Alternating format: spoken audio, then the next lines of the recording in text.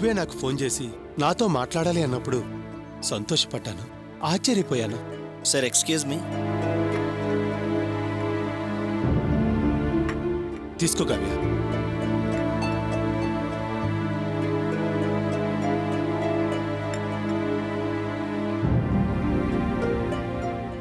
ఇంతకు ముందు దేని గురించి రమ్మని పిలిచేవాడివో నేను ఇప్పుడు అది మాట్లాడడానికి వచ్చాను. అంటే ఇప్పుడు నన్ను పిలిచి మాట్లాడితే మా మ్యారేజ్కి ఇబ్బంది అవుతుంది అన్నావు, కానీ ఇప్పుడు అదే ఇబ్బంది వచ్చేసింది. అర్థం కావట్లేదు, ఏం ఇబ్బంది వచ్చింది? దిలీప్, నువ్వు చాలా మంచివాడివి, జోవియల్గా ఉండే తత్వం నీ గురించి నాకు బాగా తెలుసు. నేను నీ మీద ఆశలు పెంచుకున్నప్పుడు నువ్వు నన్ను ఆశపడలేదు. నువ్వు నన్ను ఆశపడినప్పుడు నేను నీకు అవకాశం ఇవ్వడం కుదరలేదు. ఇదంతా పాస్ట్, జరిగిపోయిన విషయం. ఇప్పుడు నా జీవితం మాల్స్తో ప్రారంభం కాబోతుంది. తెలుసు, కానీ తెలియని విషయం ఒకటి ఉంది. ఏంటది? Any problem? ఇంతవరకు ఏ ప్రాబ్లం రాలేదు, ఇక ముందు కూడా రాకూడదని నేను నిన్ను పిలిచాను. ఆ రోజు నేను మల్స్తో ఉండగా రెస్టారెంట్లో కలిసాం, జ్ఞాపకం ఉందా? మల్స్ నాకు నచ్చని డిష్ ఆర్డర్ చేశాడు. అప్పుడు నువ్వు ఏం కావ్య మారిపోయావా అన్నావు. అవును అన్నాను. అయితే ఏం జరిగింది?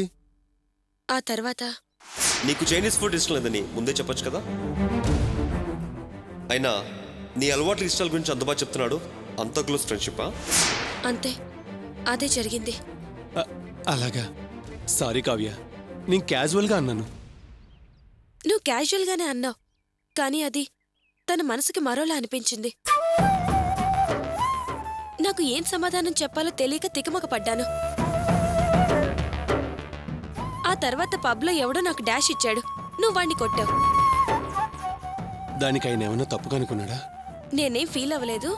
ఆయన ఎందుకు అంత రియాక్ట్ అయ్యాడు, తన పెళ్ళానికి డాష్ ఇచ్చినట్టు ఎమోషనల్ అయ్యాడు అన్నాడు. Sorry, really sorry Kavya. ఇలా థింక్ చేస్తాడని, ఇలా అనుకుంటాడని నేను ఊహించలేకపోయాను. ఎమోషనల్గా ఫీల్ అయ్యాను, కంట్రోల్ చేసుకోలేకపోయాను. మిమ్మల్ని డిస్టర్బ్ చేస్తున్నాను అనుకోలేదు. నీ గురించి నాకు తెలుసు దిలీప్, కానీ మల్స్కి తెలీదు. ఆయన అన్ని విషయాలు స్పోర్టివ్గా తీసుకునే మనిషి అనుకున్నాను, కానీ ఇలా కూడా ఆలోచిస్తారని నాకు తెలీదు. నేను తనకి ఎలా ఎక్స్ప్లెయిన్ చేయాలో నాకు అర్థం కావట్లేదు. అయితే మన పరిచయంలో ముందర ఏం జరిగిందో మల్స్కి తెలీదా? లేదు, తెలీదు. నువ్వు మా అన్నయ్య ఆఫీస్ మేనేజర్, మాకు మంచి ఫ్రెండ్ మాత్రమే అని చెప్పాను. నువ్వు నిజమేంటో అతనితో ఓపెన్గా చెప్పుండాల్సింది. పోనీ నేను అతన్ని కలిసి నిజం చెప్పనా? వద్దు దిలీప్, అలా చెప్పడం వల్ల నా ఫ్యూచర్ స్పాయిల్ అవుతుందని నేను ఈ నిజాన్ని దాచాను. అది కరెక్టే. అందుకే ఇక నన్ను ఎక్కడ చూసినా క్యాషువల్గా తీసుకో, ఏం జరిగినా ఎమోషనల్ అవ్వకు. పాత పద్ధతిలో మనం ఫ్రెండ్స్ అనేది కూడా మర్చిపోదాం. మనం కేవలం పరిచయస్తులు మాత్రమే. ఇక అలాగే ఉండాలి. నీకది చెప్దామని పిలిచాను దిలీప్. సారీ కావ్య, తెలుసో తెలియకో నీకు అనవసరంగా ఇబ్బంది కలిగించాను. I'm very sorry.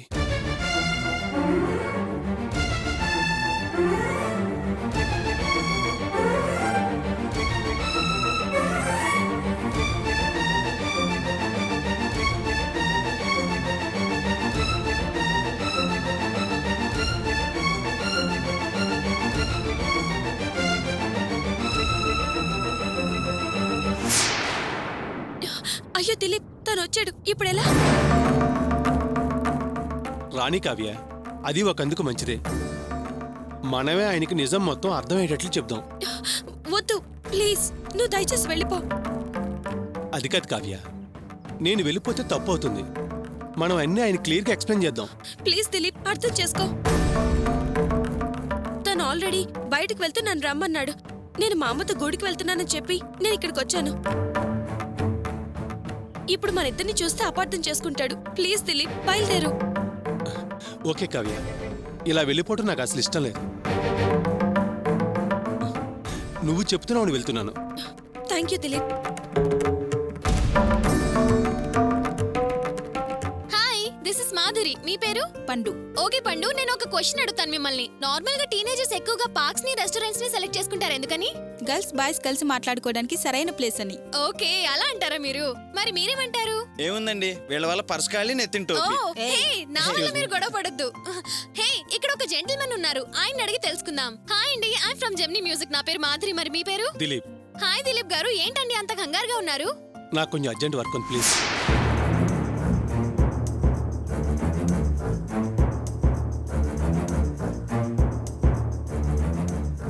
అయ్యో, చెప్పండి, మీ గర్ల్ ఫ్రెండ్ గురించే కదా, అలిగి వెళ్ళిపోయిందా?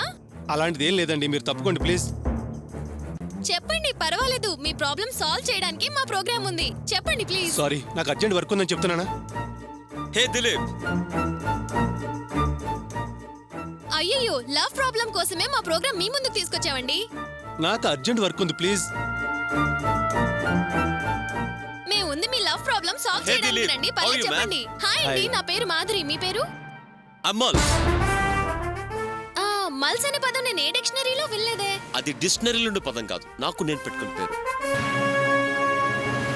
అంటే మీ పేరు మల్లన్న?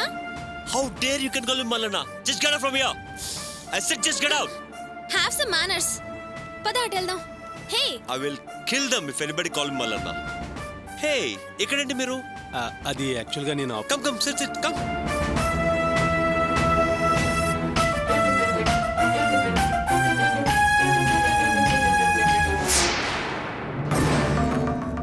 కావ్య,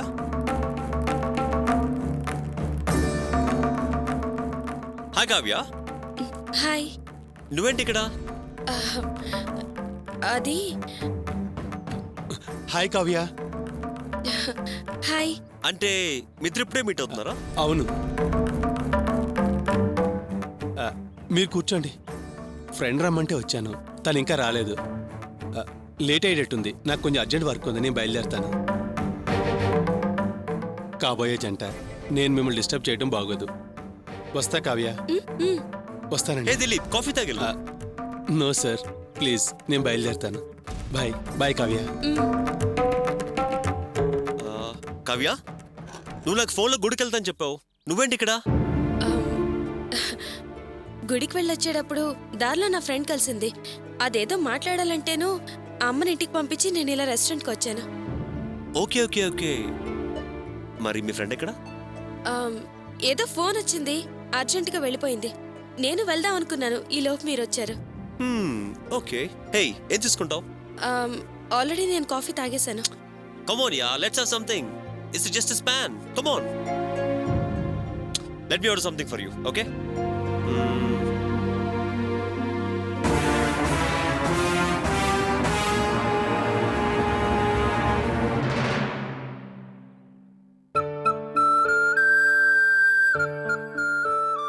ఏంటి టవల్ తీసుకుని ఎక్కడికి బయలుదేరావు? స్నానానికా? అవునచ్చనా, షెడ్కి వెళ్ళాలి, టైం అవుతుంది. ఏంటి షెడ్డుకెళ్తావా? నిన్నే కదా డాక్టర్ గారు మావయ్య గారు అన్నారు ఏ పని చేయకుండా రెస్ట్ తీసుకోవాలని. వాళ్ళ మాటను వినకుండా షెడ్డుకెళ్తానంటే ఏంటర్థం?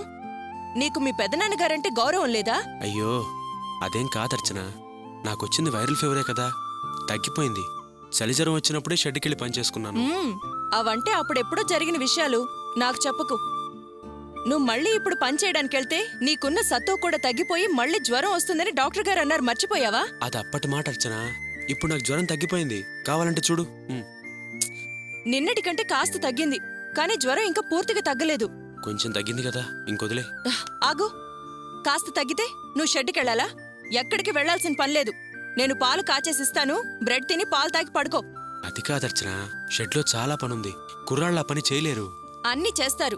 ఏం చెయ్యాలో ఎలా చెయ్యాలో ఫోన్ చేసి చెప్తే వాళ్ళే చేస్తారు. ఉండు, నేను ఫోన్ తెస్తాను. అది కాదు అర్చన, నేను చెప్పేది విను. నేను చెప్తున్నాను కదా, ఫోన్ చేసి మాట్లాడు. ఇదిగో మాట్లాడు, మాట్లాడు.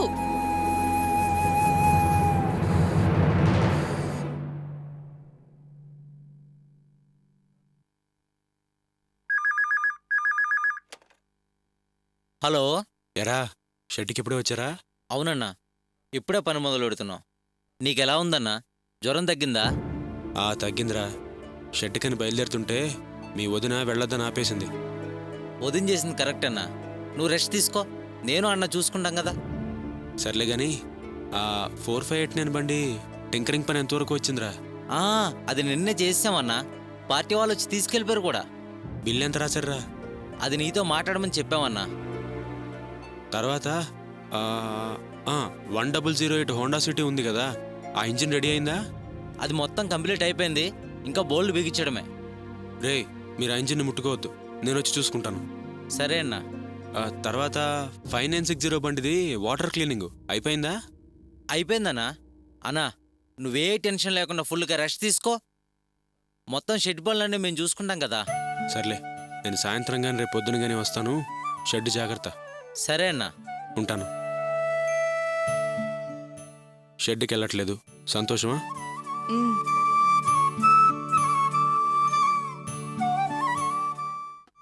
ఏరా వాసు, ఏంటమ్మా? హాస్పిటల్లో ఉన్న మీ అత్తగారిని చూడని చెప్పేశావు. ఇప్పుడు ఆమెను ఇంటికి తీసుకెళ్లారు. మీ మామగారు కూడా మనసు మార్చుకొని ఓ మెట్టు దిగొచ్చాడు. ఓసారి నువ్వు వెళ్ళి ఆమెను చూసొస్తే అంతా సర్దుకుంటుందిరా. ఇదిగో చూడమ్మా, నేను ఆ రోజు చెప్పిన మాట ఈ రోజు కూడా మళ్ళీ చెప్తున్నాను. మీరెవరైనా అక్కడికి వెళ్ళరండి, నాకే అభ్యంతరం లేదు. కానీ దయచేసి నన్ను మాత్రం పిలవకండి. నాకు అక్కడికి రావడం ఇష్టం లేదు, నేను రాను. ఊరికే నన్ను విసిగించకమ్మా. అది కదరా వాసు, నేను చెప్పేది వినరా. వీడో పిచ్చి మాలోకం. అంతా కలిసొచ్చే టైంలో వీడిలా పిచ్చితనంగా నడుచుకుంటున్నాడేంటి? చచ్చా, సర్లే, వీడు రాకపోతే నేనన్నా ఆయన్ని తీసుకుని వెళ్ళి వియ్యపురాలు చూసి రావాలి. రాణి, రాణి, రాణి, బయలుదేరుతున్నావా? అవునమ్మా. బాక్స్ పెట్టేసుకున్నావుగా? పెట్టేసుకున్నాను. అవును గాని మీ నాన్న ఎక్కడున్నాడే? బయట ఉన్నట్టున్నారమ్మా. సరే సరే, టైం అవుతుంది పద. నానా, నేను కాలేజ్కి వెళ్ళొస్తాను. వెళ్ళరమ్మా, జాగ్రత్త. రాణి, జాగ్రత్త.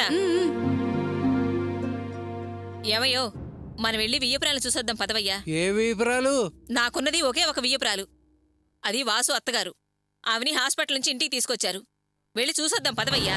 ఏంటే ఆ రోజు నన్ను మా అన్నయ్యను మెడబెట్టి గెంటాడే ఆ మాధవరావు, అలాంటి వాడింటికి రావడానికి నేను రోషం పౌరుషం లేనివాడు అనుకున్నావా? ఓహో, నువ్వో రోషం పౌరుషం గల మనిషివి. నీ సంగతి నాకు కొత్తగా చెప్తున్నావా? వియ్యపురాలకు ఆపరేషన్ అయి ఇంటికి వచ్చాక కూడా మనం వెళ్ళి చూడకపోతే నలుగురు 4 రకాలుగా అనుకుంటారు. మనల్ని చెడ్డవాళ్ల కింద లెక్క కడతారు, లేనిపోని అబాండాలు వేస్తారు. ఇప్పుడిప్పుడే ఆయన కాస్త మారి కూతుని చేరదీశాడు. మనం ఇలాంటి సమయాల్లో వెళ్ళొస్తుంటేనే మన వాసుని ఆయన చేరదీసేది. అప్పుడే కదయ్యా బంధుత్వం కలిసేది, మనం ఒకటయ్యేది. ఏంటే బంధుత్వం కలుపుకోవాలని ఆశ, లేకపోతే ఆస్తి కలుపుకోవాలని ప్లానా? ఓసి నా తింగర బుచ్చి, నీ మొగుడంతా వెర్రివాడు కాదే. నువ్వు చెప్పే కహానీలన్నీ నమ్మి నీతో వచ్చేయటానికి. నీ ఆలోచన నాకు అర్థమైంది. సరే, నీ మాటకే వద్దాం. ఇప్పుడు నీ బిడ్డ ఆ ఇంటికి వెళ్తాం వల్ల కోటీశ్వరుడు అవుతాడు, ఓకే. అయితే నాకేంటిటా లాభం? అమ్మో, ఈయన్నిలాగే వదిలేస్తే మళ్ళీ తవ్వడం మొదలు పెడతాడు.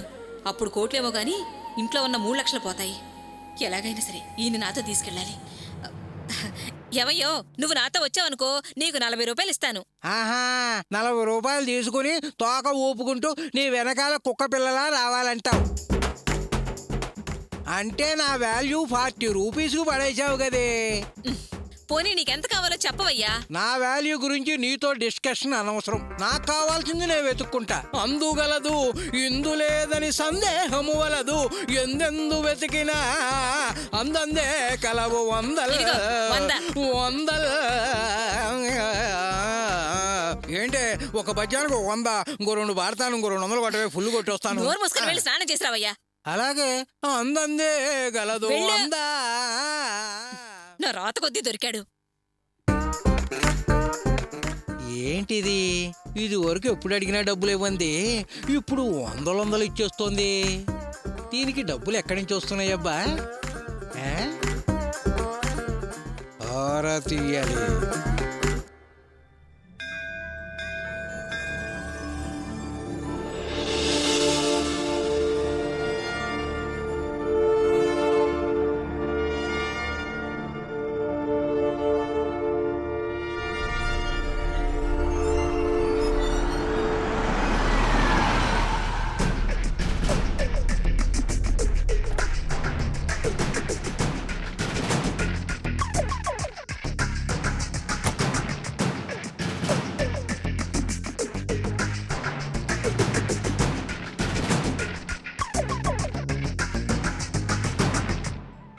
రండి, మీకోసం ఎదురు చూస్తున్నాను బాబాయ్. ఇక్కడికి ఎందుకమ్మా రమ్మన్నావు? చెప్తాను రండి. జయంతి ఆగమ్మా. కావ్యకు వచ్చిన లెటర్ నీకు ఇచ్చినప్పుడు నువ్వేమన్నావు? మీరేం భయపడకండి, అంతా నేను చూసుకుంటాను అన్నావు. అవతల పెళ్లి పనులు దగ్గర పడుతున్నాయి, ఏం చేయాలి ఎలా చేయాలి అనే టెన్షన్లో ఉన్నాను. ఆ సమయంలో నువ్వు ఫోన్ చేసి నన్ను ఇక్కడ రమ్మన్నావు. ఏంటమ్మా విషయం? ఆ విషయం గురించి మిమ్మల్ని రమ్మన్నాను బాబాయ్ గారు. అంతా మంచి జరిగింది. రేయ్,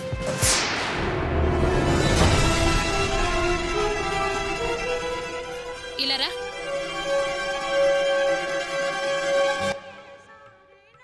వీడేనండి కావ్య గురించి తప్పు లెటర్ రాశాడు. idiot. వీడా?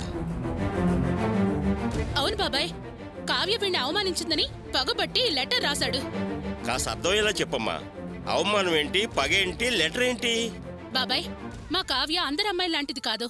ఎవరన్నా ఏమన్నా అంటే తలంచుకుపోయే రకం కాదు. కాస్త ధైర్యం ఎక్కువే. మగాళ్ళు ఎవరన్నా కామెంట్ చేస్తే, ఏదైనా తప్పుగా ప్రవర్తిస్తే వెంటనే చెప్పు తీసుకుని పళ్ళు రాలగొడుతుంది. అలా కావ్యతో చెప్పు దెబ్బలు తిన్నాడు వీడు. అందుకే కావ్య మీద పగ తీర్చుకోవడానికి ఈ లెటర్ రాశాడు. ఏంట్రా చెప్పవే, మాట్లాడు. చెప్తా మేడం. కావ్య గురించి ఆ లెటర్ రాసింది నేనే సార్.